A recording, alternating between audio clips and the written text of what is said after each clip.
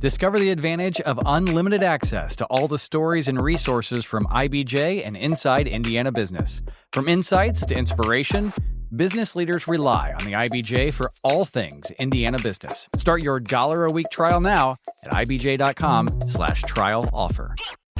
Off the Record with the Indiana 250 is presented by Prolific. When what worked stops working, I point purpose-driven leaders to Prolific, the growth firm. They turn plans into results with full-service marketing and strategy focused on outcomes, not vanity metrics. Head to prolifichq.com to learn more. I would just say that the style I've probably adopted is technically servant leadership. I would say that, to be more specific, my approach would typically be empowerment and encouragement. Those would be the two things. You see leadership in the form of like lording over people. I think it's just not just unattractive, but also ineffective.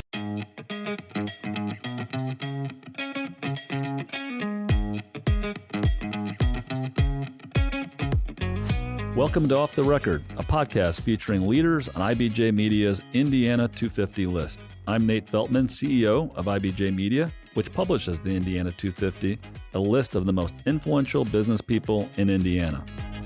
Welcome to Off the Record, a podcast featuring leaders on IBJ Media's Indiana 250 list. I'm Nate Feltman, CEO of IBJ Media, which publishes the Indiana 250, a list of the most influential business people in the state.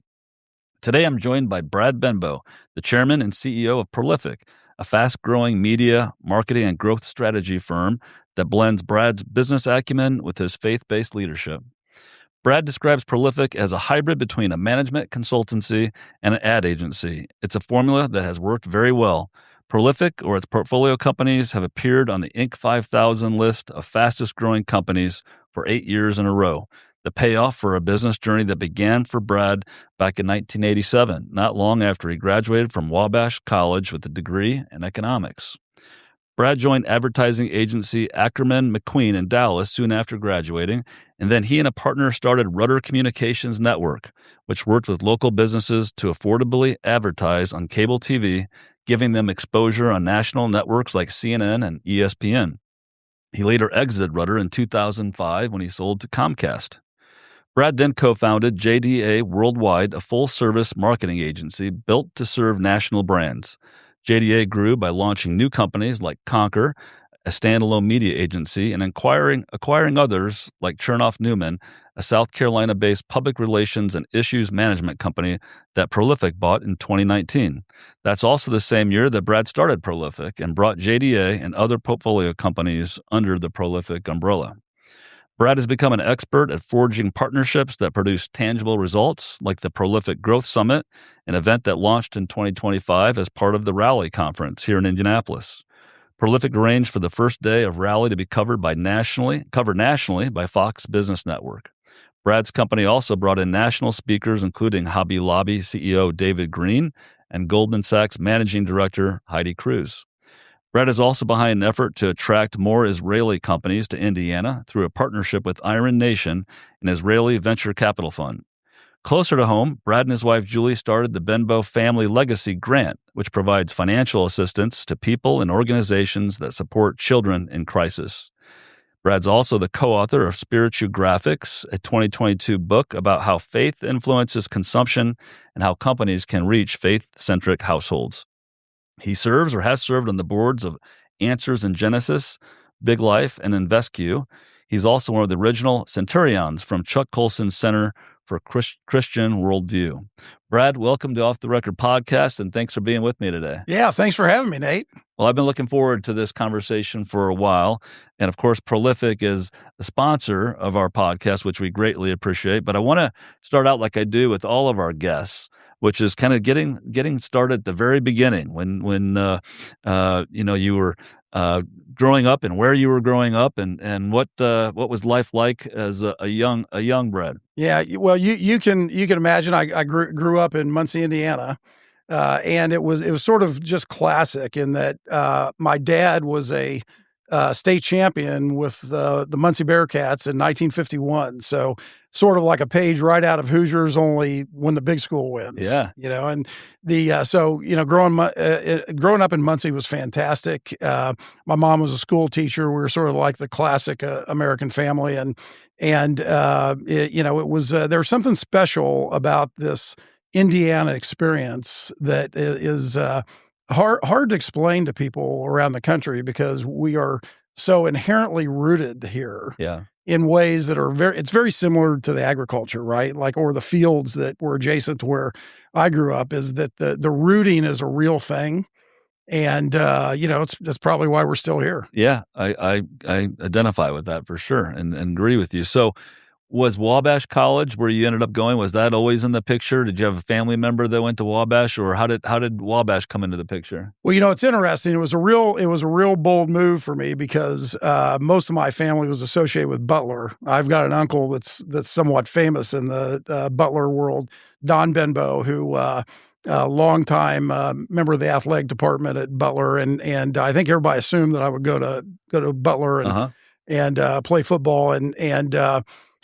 Two things really influenced me. Number one, I was dating a gal whose dad was a doctor in Muncie, and he was a Wabash grad. So by the time I was a sophomore in high school, I was making frequent visits to Wabash College. And then, they were one of the best Division III football programs in the country, and I was really looking more for that type of education than a Division I experience. And then in all the ironies, even though it didn't diminish anything, I just happened to enter into the exact same class with Dave Broker, who arguably is the best quarterback in the history of Wabash College. So, but Wabash College has been very important in my life, and I'm thankful that that's the route I went. Yeah, that's neat. So you studied economics, Yep. And of course, you ended up getting into advertising and ad agency world. Was that something that you learned about during Wabash and came to think this could be something that could be a career for you? Or how did, the economics and then, studying economics and then thinking about the ad agency world, how did that come about?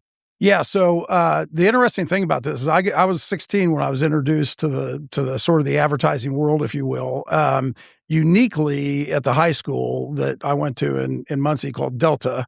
It was a brand new state-of-the-art school, and the head of the business department in the high school was a former Firestone executive named Jack Voles, and he turned me on to the whole advertising marketing space. And then, the reason for being an economics major at Wabash is the very closest I could get to being a business major. Yeah. But I will say the benefits of that degree have been significant, like almost every day, in terms of understanding the way markets move and what that means in a deeper sense. Yeah. Yeah. So you graduate Wabash, Yeah. and I think your first job was in Dallas at Ackerman McQueen. How did that job come about? And was that had to be a kind of a foreign after growing up in Indiana, shooting off to Dallas? That had to be an eye opener in some ways. Yeah, it's one of those items about you think about the providence of life. I just assumed, because there were a lot of connections between Wabash grads and the big agencies in Chicago. And I was interviewing with all the bigger shops at that time in Chicago, and out of nowhere, a headhunter called me from Dallas, and sort of the way the industry worked, I expected to go to work for one of the big shops, go into the basement, do market research for 3 years, grind up to the opportunity to get into account service, and Ackerman, for some reason, offered me an account manager job straight out of school. Mm-hmm. And so in my first account was Sheraton Hotels, back when Sheraton was a real sort of business luxury brand. Mm-hmm. And off to Dallas we went. Yeah, that's awesome. And I did a little research. They've been the Ackerman McQueen. That's been a company that's been around a long time. So they're an established firm and doing great client work, and must have been a good experience. They're one of the top shops in the Southwest, and Dallas in the early '80s was wild. I mean, it was a great experience. It really allowed Julie and I to sort of really become a partnership. As we had just gotten married. I guarantee you, when she agreed to marry me, she never thought we were going to Dallas. And but it was really fantastic. And one of the things I've learned is Texans and Hoosiers are very similar. Texans are a little bit more polite, a little more courtesy going on, but we're really pretty much the same kind of people. The only thing I'd say to counter, it's not really counter, but just one thing I noticed that's a little different is when I've traveled to Texas, which I have quite a bit, they are very, very proud, and they're not afraid to tell you how proud they are of their state, which of course is awesome. And Hoosiers are too.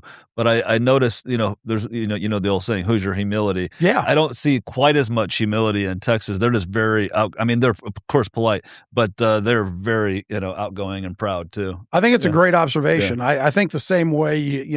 There's more holding doors open for people and stuff like that down in Texas, maybe. Right. We're also significantly more humble as a people, even though we're not much different. They're great marketers of their own state. They are. Which I admire and wish that Hoosiers would be a little bit more like that, just because, I think we have, like you were talking about earlier, we have so much positive, such a great business environment, such a great place to grow up. And I wish we would go out and tell people a little more often about it like they do. We do. We have all the exact characteristics. And I think it's a great observation that you're making, is that there's no reason that we couldn't be more aggressive about how well-positioned this state is, not just in the country, but around the world to really do big things. Absolutely.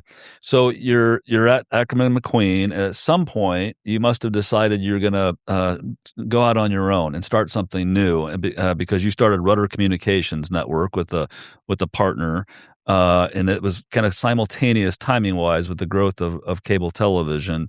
Talk about that decision and how you decided to strike out on your own and become an entrepreneur and start something like Rudder Communications. Yeah, so I had gone to work for a public company in Austin that were some of the very first players selling advertising against these new cable networks that nobody had ever heard of.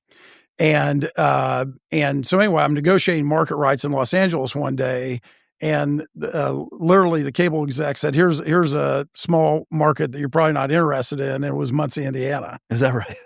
And, I was thinking like, wow, one of the jokes we had as our oldest son, Ty, was that he already had more frequent flyer miles than I did, flying back to Indiana from Texas all the time for different family events. And I just got thinking, like, if we're ever going to do something, this is about the only thing I know how to do. If we're going to ever do something and be able to live in Indiana, this might be the avenue to do it. And of course, I didn't have the capital to pull it off. So I started doing some searching, and a couple different people told me that Tom Rudder was looking to get into media. And of course, he was thinking about newspapers or radio stations or something like that. I'd known Tom from growing up, and called him, and 3 days later, he was at our house in Austin, and 4 months later, we started Rudder Communications. Oh, that's awesome. That's a great story. So that was a successful firm, and you grew it, and then eventually you decided to sell to Comcast, as I mentioned in the intro. Talk about the growth of the firm, and then the decision eventually to sell. Talk a little bit about that, which is always I just know because I've been through some of that, and it's sometimes a hard decision. Sometimes it's a market-driven decision.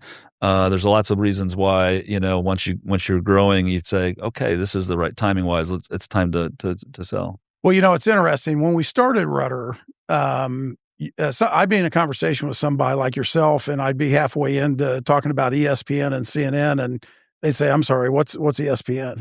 That was about half of the conversations, literally. And so because of that environment, we were able to secure these long-term agreements. And by long-term, I mean like 25-year plus agreements to not just the rights to ESPN and CNN and MTV and USA, which were the original four, but all future airtime rights for the commercials across any other networks, which of course these execs had no idea that by the time we sold to Comcast, we would be, in essence, representing 65 different networks, including some incredible networks like TNT and TBS and Food Network and HGTV, and the list goes on and on and on. We may have been the very first people to sell ads into Fox News when they emerged in the mid-'90s. That's amazing. And so, of course, the Time Warners and the Comcast and everybody didn't just love what this turned out to be for us. And we had hundreds of reps that were working coast to coast, and we were the leading player in the market, even though we were the small independent company from Muncie, Indiana. That's amazing. And it became clear to us, and I think I mentioned to you before, our great friend in counsel, Steve Claffey from Baker and Daniels at the time, was such a great advisor. And he just really instructed us on the eventual sheer power of the bigger players to not allow a small independent to be the dominant player in the industry. So eventually we just thought it was significantly in our best interest to sell the business to Comcast. Yeah. And so how many years then was that you were running Rudder Communications Network? How long? Yeah, right at 20 years. Was it really? Yeah. That's a long run. So and you had a big team, it sounds like. We did. Yeah. It's amazing the part you talked about where you had 25 years. I mean, that 25-year agreement. I mean, that's an amazing. So you must have negotiated that fairly early on. Yeah, in the late 80s, early 90s. So it also, I would think you're looking at it and say, okay, we've got so many years left. You know, you're either going to sell or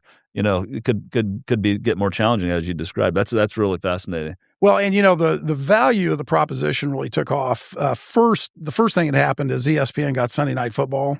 And that's when it became a household name. Yeah. And then the second most monumental thing that happened is the war in the Gulf broke out, and CNN was the only news network that was embedded. Right. And it became like we went from not being able to sell any airtime on CNN to we could have sold 10 times as much. Unbelievable. Yeah, I can remember very well.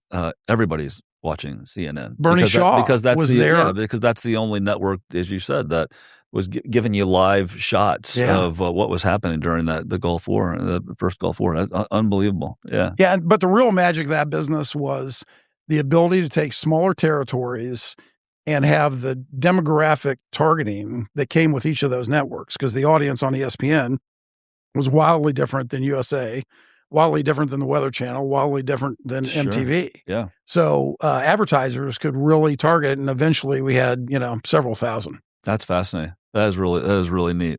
So after you sell Rudder to Comcast, it's not how many? Is it pretty quick before you start JDA worldwide? Was the timing pretty quick after that sale? It was actually just in front of it. Was it? So we knew this was inevitable with somebody, and we'd create our own sort of a conflict issue in which we had a couple dozen clients out of our couple thousand clients that we were really, in essence, doing full service work for. Okay. And so the inherent idea that we were sort of buying and negotiating with ourselves, we were already looking for a brand architecture to fix that. And, JDA became this really elegant solution, and that a handful of us also were wanting to sort of like make a non-cheesy faith statement. And, the J and D in JDA stands for Joseph and David, which are the Joseph and the David from the Old Testament. Mm-hmm. And we chose them because Joseph was the advisor of the pharaohs and the interpreter of dreams, which is core to, a lot of what we do. And then David was arguably the most creative guy to ever live and was also ready to fight. Yeah. And we sort of combined all those characteristics and created JDA, and the rest is history. Like, it's been an incredible, high-performing agency that's been uniquely available to a special type of client. Yeah, it's really neat. So you became an advisor. You said an advisor because you started branching out into different directions than just the advertising, selling space, or having access to the space on cable networks. So talk a little bit about some of that advisory work. And it's not just advisory. You explained it, the growth side and investment side. Talk a little bit about what that picture looks like and how you decided to move into maybe a little different space. Yeah, well, the way that the idea of Prolific was birthed was this marrying of management consultancy or what we would call strategy, and not strategy like agencies typically talk about it, which would be a brand strategy, right? This is more like creating compelling business models, how to position for proper M&A, like all the elements, and like if you can identify all the different levers for growth, that the strategies that go along with causing that growth. Mm-hmm. And So we married that up with, now we possess every competency in the communication suite across our entities. And then with, out of our 150 clients, about a dozen of them, we have become literal investors. So, we always talk about like we're invested in our clients, Sure. right? But with a handful, we're literally invested. Yeah, that's a unique model, and you then become partners in a different way. It's fantastic. We do, Yeah. and the magic of that is we're just far enough under the hood that we've got better visibility on the bets we want to make, and to date they've been very good. That's neat. So, over the course of your career, you've worked with some really interesting clients, and you continue today, of course. I mentioned early the Fox Business Network, and because you were involved with them early, you've developed some great relationships there, and you brought the Fox Business Network to Raleigh last year on the opening day. So we've talked a little bit about that, but talk about maybe some other interesting clients that you've worked with over the years, or maybe some current clients, because I know today you're representing some incredible names and clients. It's not just little tiny companies in Muncie, or these are big brands and big names around the world. Yeah, the bulk of our client base are national and international brands. Our work's shown up in about 185 countries. Although most of our portfolio is domestic. I'll just say, I guess on the short list, from the days with Rudder, our largest client was Ameritech, and we actually turnkeyed their emergence into television as a telco. And it was fascinating. They were brilliant. I think we picked up a lot of our management consultancy chops, sort of in cooperation with Ameritech and this incredible management team they had, as we helped them with sort of manage the joint venture they had with Disney that was called Americast, as they were planning on rolling out a competitive television product to cable. And until they were sold to SBC, it was just an incredible ride, and I think that experience benefits us to this day. I would also say, whether it's Sandridge Energy or currently Mock Natural Resources, I really have been blown away by the importance of the oil and gas industry. It doesn't get a lot of love in our culture these days, but I think you can make a case with a straight face that there is probably no industry or thing that saved more lives in the last 100 years than oil and natural gas. And Johnny Moore and others share an opinion that I certainly agree with, which there is no quicker route out of poverty for those around the world than inexpensive energy. Mm-hmm. And so that space has been one that we've been close to and have had an intimate look at, and really enjoy the fact that they're important in our world. And in our space, we're about the only firm that is all that interested in representing them. Yeah, that's fascinating. So, there are a number of those. And then most currently, as I've mentioned to you, is John Cotterill, who spoke at the Prolific Growth Summit here in Indianapolis back in September, is the CEO of Endava, and they're one of the top firms in the world that are leading AI transformation. And what they're going to cause for the good of humanity over the coming decade is going to be significant, and we're just thankful to be a part of that. Yeah, that's really neat. Well, more ahead with Brad Benbow when we return to Off the Record podcast presented by Prolific. Stay with us. Most organizations hit a point where growth stalls, the message blends in, the site stops converting, the pipeline softens. That's when I tell leaders about Prolific, the growth firm for purpose-driven leaders. Through full-service marketing and strategy, they clarify the story, rebuild your go-to-market, and drive sales. Most importantly, Prolific holds itself accountable to the metrics that matter to you. If you're ready for your next growth stage, learn more about Prolific at prolifichq.com. Welcome back to Off the Record podcast. I'm Nate Feltman, CEO of IBJ Media, and I'm talking today with Brad Benbow, Chairman and CEO of Prolific, which also happens to sponsor our podcast. So I want to thank you again, Brad, for your very kind sponsorship. Yeah, thanks for letting us do it. Well, it's been a great partnership, so thank you. Well, you've been very candid about how your faith, we've already talked a little bit, how your faith informs your business life. At what point in your career did faith take a kind of center stage for you, and how today does it inform your work and your choice of partners and all of those things? Yeah, it's a great question. It's interesting the way, like, as you're transformed in Christ. I guess the easiest way for me to say it is it's really like there's a progression to it, and like that transformation, like it's happening now. And I would say that I had a friend who convinced me to sort of stay away from the idea of having compartmentalized life. Like you've got a faith on Sunday, and then during the week you're out there, competing hard, and like the integration of those things, not being double-minded, is a pretty big deal. And you think about the things that cause peace and joy and so forth. One of them is not being divided in your thought or your thinking. And I would say by the mid-90s, I had become very committed to like living this life out regardless. If that meant there were certain opportunities that were outside of our reach, that's just the way it would have to be, especially given this world that we're in, which is not very faith oriented whatsoever. Yeah. And it's as you know, media and advertising and marketing, very, very, tough territory and Right. very highly competitive. Right. And so I would just say it's been a progression, and I've been fortunate. And I do think it informs some incredibly important things. Number one of which is think about a common thing that we say, like you think about HR, okay? Or you think about the fact that management firms think about people as human capital. Well, I would just tell you, like, if you're looking at it from a Christian worldview, the idea of referring to a person like yourself in consideration like you would a chair or a desk or another asset, I think is absurd. And I think one of the ways that we just see people differently, and we see them as special, they were put here for a purpose. And part of our job, part of the whole notion of prolific is that everybody has a prolific thing in them. It's whether or not they're aligned with why they're supposed to be here. Mm-hmm.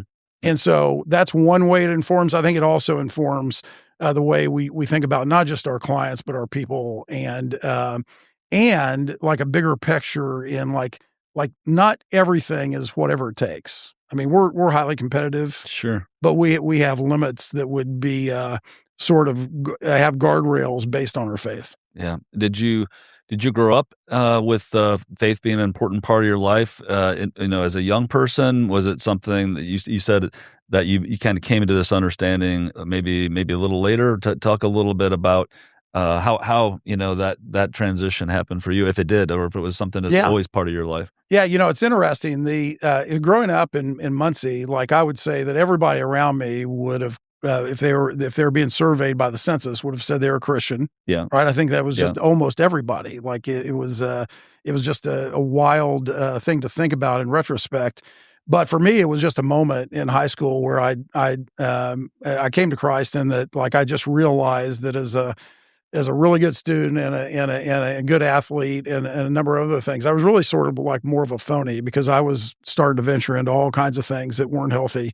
And I just had a moment, like a lot of people do, in which I was like transformed. Yeah. And then from there, it's just been a building thing. Like God keeps putting people in my life that take me deeper in my relationship with him. And by the way, opens up all kinds of doors to just these fascinating things that are not just happening here in Indiana, but all over the world. Yeah. That's awesome. So you've served on some boards that are faith-based. I mentioned Answers in Genesis and Big Life, but one of the interesting things that's in your biography is that you were a part of Chuck Colson's original Centurions. But I know a little bit about Chuck Colson. I have a family member, my uncle, who served in prison ministry for years and knew Chuck well. A lot of people don't remember Chuck. He's certainly, if you Google Chuck Colson, you learn a lot. I mean, he's got a fascinating background, part of the Nixon administration, right, and Watergate history. But I just said a little bit, so maybe you could expand a little bit about how you came to know the Chuck Colson ministry and a little bit about your relationship. Yeah. So what's interesting about it is, as you know, there was a moment in time in the early 70s in which Chuck Colson was probably the most powerful person in the world. And he was a centerpiece of the Watergate scandal, ended up in prison as his life completely ruined, came to Christ. And it's almost as dramatic as Saul being converted to Paul on the road to Damascus. Chuck emerged fully committed to his real purpose, and like his impact, it was mostly around prison ministry because it's such a difficult place, and he saw the need for it. But like his bigger thing was actually teaching biblical worldview. And I had a friend from Northern Michigan. We spent a lot of time in Traverse City, and I had a friend from Northern Michigan say, "Hey, Chuck's putting together 100 people that are leaders in their sectors that would like to, in essence, get the equivalent of a PhD in worldview, but this thing's going to be tough." And so anyway, I ended up agreeing to do it. I was in there with professional athletes and senators and CEOs of big companies and everything. And it was 100 of us. We were in cohorts of like 8, I think. And it was an extraordinary year-long journey. It was the first year that we'd stood up JDA. My dad was also going through his last year before he died of cancer. And it was just this wild year in which I'm also, in addition to all these other things, taking on basically a thing where we went to DC and met as a group once a quarter. Every 2 weeks we had a video webcast back before Zoom ever existed. Wow. Like we had to write 2 papers a month. It was exhaustive and exhausting. Yeah. And in the process, it was just such an incredible thing. Chuck had written a book called How Now Shall We Live? And it was the centerpiece of this training. And it was a remarkable moment. I got to meet so many good people I now still network with that are doing amazing things in the space that they were sort of built for. That's amazing. That's amazing. I guess he wrote 30 books, Chuck Colson, and he won the Presidential Medal of Freedom under George W. Bush, presented that to him.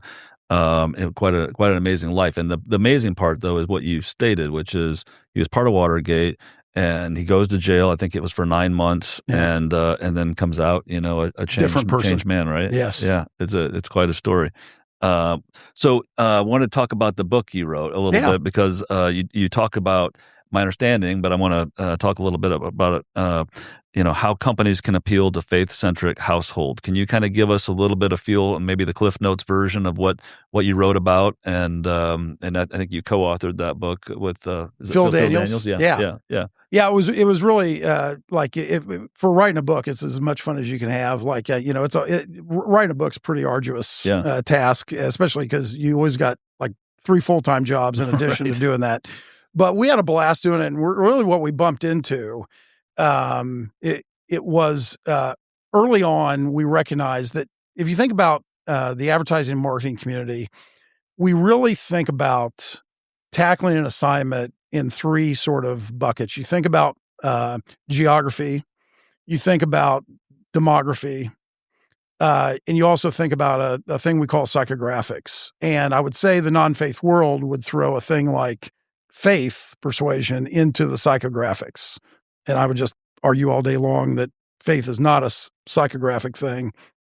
It's entirely its own thing, and with its own dimension. And so we felt like we discovered the 4th leg of the stool. And I'll tell you how we bumped into this.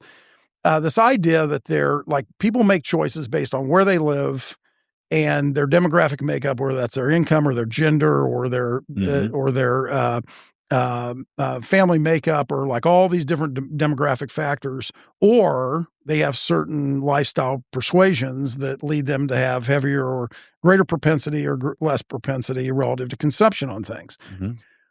Well, the one of the great discoveries, because we represent CPAC shrimp, was that the key determinant of consumption of something like shrimp, and you've seen Arby's and Wendy's and others follow on this with special menu items in the spring, is the notion of Lent. And one of the things that dawned on us, and this is going back a ways, is that there is no demographic or geographic or psychographic thing causing somebody for 40 days to eat more fish. Right. And seafood. Yeah. That is strictly a faith-related thing. and then as we dug into it, we found there were dozens and dozens and dozens of other things that are strictly decisions that consumers make every day. They're all about faith and almost nothing else. And so we wrote a book about how prevalent this is. There are about 38 million U.S. households that are what we would call faith-centric, meaning they're making the bulk of their decisions first from a faith vantage point over any other consideration. And that turned into Spiritual Graphics, and it's fun, and it's a little bit of a nerdy read. It's designed for marketing professionals. Sure. It's designed to communicate to somebody like Nike, hey, you have to be underselling into these households. Here are some ways that you could sell more into. It's fascinating. Yeah, I need to get a copy. I need to get a signed copy. Yeah, from you got it. And Phil, absolutely. And I'd love to read. So I want to talk a little about something really interesting that you and former Congressman Luke Messer, who I know is executive vice president with Prolific, and then you mentioned Johnny, who works with you. You guys have gone and formed a relationship with a venture capital fund called Iron Nation in Israel. And you're helping them find opportunities in the U.S., but especially in Indiana. Talk a little bit about how that came about and how that's going. Yeah, so this came about originally where Johnny Moore is arguably the top Christian PR guy in the world, and we acquired his firm and brought into JDA in 2021. And Johnny's a remarkable guy, and he's also one of the most influential Americans in Israel. And last February, Luke and Johnny and I were over there after we saw each other in the UK. Yeah. And we were over there and we were meeting with their tech sector, and they have a unique problem. They're probably considered the second best tech sector in the world next to the United States. Right. And they've got all these remarkable companies. And the Iron Nation Fund was stood up 3 days after the attack of the nation on October 7th. Yeah, so it's a fairly new fund. Fairly new fund. And they started 3 days later because the way it works over there, these tech companies, top executives were all called into duty. Yeah. And so they were worried about all these great tech companies not making it, so they create a fund to keep them going while many of their leaders were serving in the military under this moment of crisis. Yeah. So they're looking for ways. So they don't have a lack of tech, but they have a lack of capital because there's all these sensitivities to supporting anything related to the Israeli people. Mm-hmm. And then, so originally we started talking to them because, we have 10 offices around the country. We're headquartered here, but we have 10 offices around the country, and we're looking at different places that could benefit by this really exceptional Israeli tech in the U.S. domestic market. And then we start bumping into this reality of this crazy anti-Semitism thing that, I would have told you 5 years ago, Nate, that this is not even a possible discussion, right? Like it doesn't make any sense. Completely incoherent, yet it is a real thing in our society. For sure. So quickly, we realized one of the places in the country that's both set up for a great business environment and is by and large not anti-Semitic is the state of Indiana. And so we started introducing and convening and making relationships between these top Israeli tech leaders and the state and other parts of the country too. And we feel really strongly about both the U.S. and Israel benefiting from these shared relationships. Yeah. And we're making lots of progress. Yeah. We were chatting beforehand a little bit about, I've had the great opportunity to visit Israel a couple of times shortly before the war, and visit Tel Aviv and Jerusalem, and it's one of the most it is the most fascinating trip that I've ever taken. It's time I've ever spent anywhere. In that, of course, Jerusalem is the historic, the beginning of a religious life for many religions, Yes. and it's incredible to visit the old city. But then you go to Tel Aviv, and it's like night and day. It's a lot like Silicon Valley. It's sitting on the ocean or the sea. And it's a completely different feel where it is. And you meet some of these tech leaders that are doing unbelievable things. And, I've always had heard that, in terms of Tel Aviv and Israel being super strong on the technology side. But when you go there and see it, you're like, yeah, this is real. So it's a pretty neat opportunity certainly for Indiana and for both countries to even do more, which of course we're doing a lot, but this is a neat partnership, it sounds like. Well, and some of this is highly strategic, meaning that as a firm, we're desired to have ever greater influence in terms of agriculture, as an example. Well, the ag community in Israel is outstanding, and the tech that's going along with that from Israel has direct applications to the U.S. and Indiana in particular. And I would say also other areas like, a good example are batteries, so important in the automotive industry. For sure. And Israel already has established battery-related operations that are high-tech here in the state of Indiana. Yeah, that's really neat. So I want to shift gears and talk about the Benbow Family Legacy Grant Program that I understand applications for legacy grants have recently opened. Talk a little bit about your decision to establish this foundation and the grants, and what your purpose and what your hope is. Yeah, so this particular effort, we there's all kinds of different things that we're involved with, but this one in particular is about the town of Eaton, Indiana. So it's a northern Delaware County town. Our boys grew up out in the country adjacent to Eaton.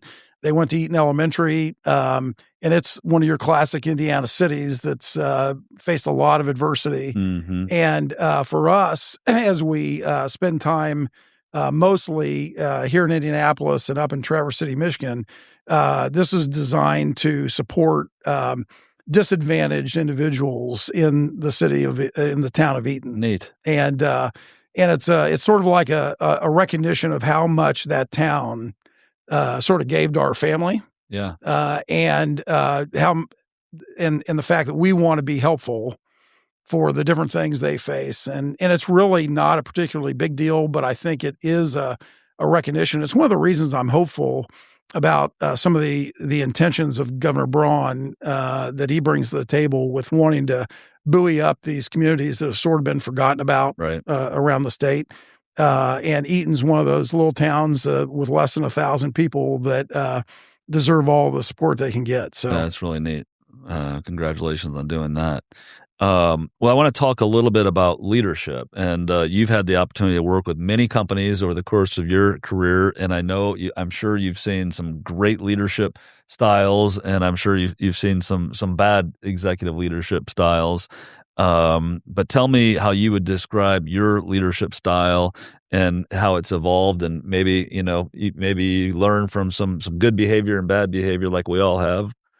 Yeah. Well, it's interesting. I think all that's true, Nate. And although I will say it's not as desperate out there as you think. Like there are a lot of really outstanding leaders. Yeah. I mean, just think about the people that you congregate on a regular basis. They're pretty impressive. I think about a guy like Pete Ward with the Colts, right? Absolutely. Like, I mean, you don't find him much better than that guy. And, but, I would just say that the style I've probably adopted is technically servant leadership. But I would say that to be more specific, like my approach would typically be empowerment and encouragement. Those would be the two things. I just, you see leadership in the form of like lording over people. I think it's just so not just unattractive, but also ineffective. Right. And very short-term minded. That's what I was going to say. Those are usually short-term situations because eventually you drive the good people away. Right? Yeah. So, for me, empowering people for real, like just making sure that, because most people have a lot more lid and a lot more in the tank than they think they do. Yeah. So part of it is early on, I think, is maybe believing in them more than they believe in themselves. Empowering that, encouraging it. And then I would also say, one of the things that's probably been more of a developed leadership trait is just a lot more empathy. Like, coming out of the media side of the business, it was just like, hey, you perform or you're gone, right? And I would just say over the years that a far greater level of empathy for the things people face, and especially in these times that change far more rapidly. Right. Times may have changed generationally 50 years ago, and they're going to change every 3 to 5 years now. Yeah. No, those are great insights. Yeah, that's neat. So you've worked with some great people, and I always ask my guests on the podcast about mentors that have been important in their life. Is there a mentor or two that you could mention that have been really important for you? Yeah, I would say that early on, Jack Voles, who I mentioned, the Firestone executive that was a high school teacher, it was so incredible to take somebody with big business experience that, as Hoosiers do, humble themselves to become a high school teacher and to pass on all these things. And by the way, then benefit from a more normal life. Right. So I see the benefit for Jack too, but he, like, incredible, the world he opened up to me that I don't think I would have naturally experienced. And then as I was thinking about this, Norman Moore, who is our dean at Wabash, was remarkable. He's like something right out of Dead Poet Society, walked his dog, wore a tweed blazer and all that kind of stuff. But like, one of the very best leadership and mentoring moments I got from him was I had when I was president of our fraternity, one of my brothers got thrown in jail, and this was the end of the road, as according to Dean Moore. Probably actually wasn't, but that was his shtick at the time. And I met with him at the office. He's like, this is it, and I'm like, Dean Moore, you can't do it like this. Like, he's important to us, and in there, he's really going to be a, meaningful contributor to society. And he's like, okay, that sounds great. He's like, I'll tell you what, next time that he gets in trouble, you're both out.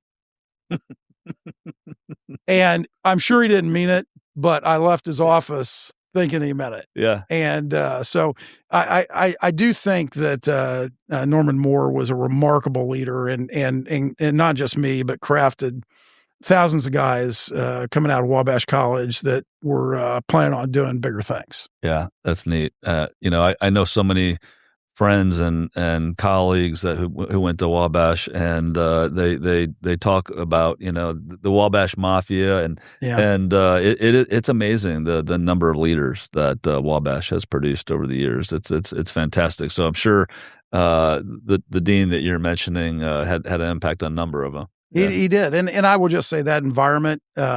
Wabash to this day is committed to teaching young men how to think, not what to think. Yeah.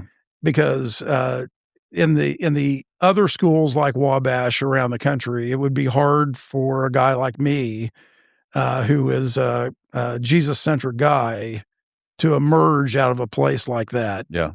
Because there's so much determination on philosophy, and that's not the Wabash thing at all. It's more like, okay, how do you think? Yep. And that'll allow you to figure it out. That's fantastic. Well, I want to end the formal part of the podcast on a sports note. I understand that maybe you and your wife are big St. Louis Cardinals fans. Is that right? It is. And did you play baseball, or were you a football guy, or both when you were in high school and beyond? Yeah, I played football, basketball, and golf in high school. And the way it wasn't baseball is that my freshman year, basketball season got over, and golf tryouts were 3 weeks before baseball.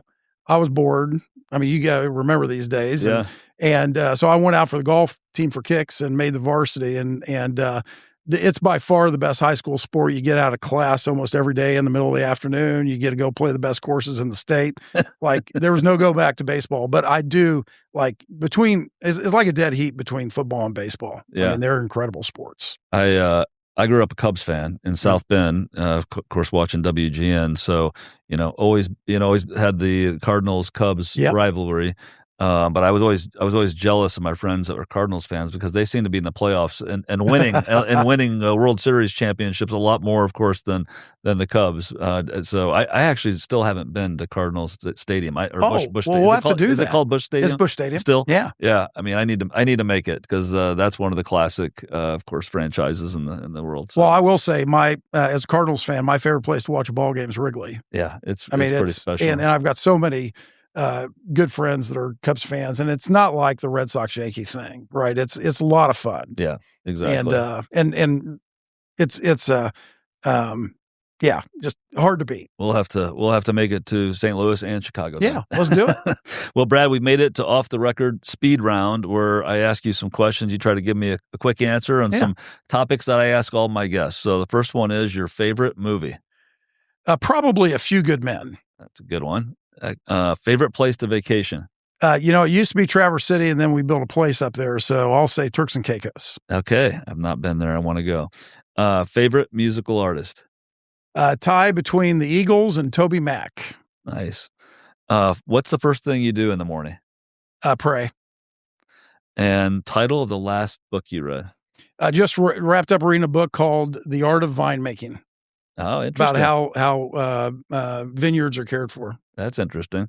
Favorite sport and favorite sports team. I think I might have covered it already, but maybe you can tell me your next favorite one if it's already St. Louis. Dead heat between football and baseball, and the Cardinals are by far my favorite sports team. How about locally here? What do you like to follow? Yeah, so I sort of split my football affection between the Bears and because that was my childhood team because the Colts weren't here, and the Colts. The Bears and the Colts are my two favorites. I grew up in South Bend, so you were a Bears fan because, like you said, the Colts were not in Indianapolis yet. Well, and interestingly enough, I was in the same graduating class as Dave Durison, but at different schools. Oh, is that right? And we knew each other well. I had a couple of guys I played football with that were in the same youth group with Dave. Neat. And then famous Fighting Irish in Chicago Bear, and an incredible guy, by the way. That's neat. That's really neat. Best advice you ever received? Best advice I ever got was from Jay Kessler, who was the former president of Taylor University, who told me not to go into missions or formal ministry, but stay in what I was doing. Oh, neat. Advice to a young person who wants to become a leader, whether it's leader in business or leader in their community. What advice would you offer? I would advise them to work as hard as they have to discover why they're here, why God put them here, and do everything they can to get aligned with that. And all the rest of it will take care of itself. Yeah, that's good advice. Well, Brad, thank you so much for joining the Indiana 250 podcast. I want to thank you again for being a sponsor of the podcast. It makes a big difference. And thanks for all you're doing in our community. And this has been a great conversation. Really appreciate it. Yeah, thank you, Nate. Really great. Thank you. To learn more about other leaders on IBJ Media's Indiana 250 list, go to indiana250.com and look for a Page 2 feature each week in IBJ. We'll be back with the new Indiana 250 off-the-record conversation soon.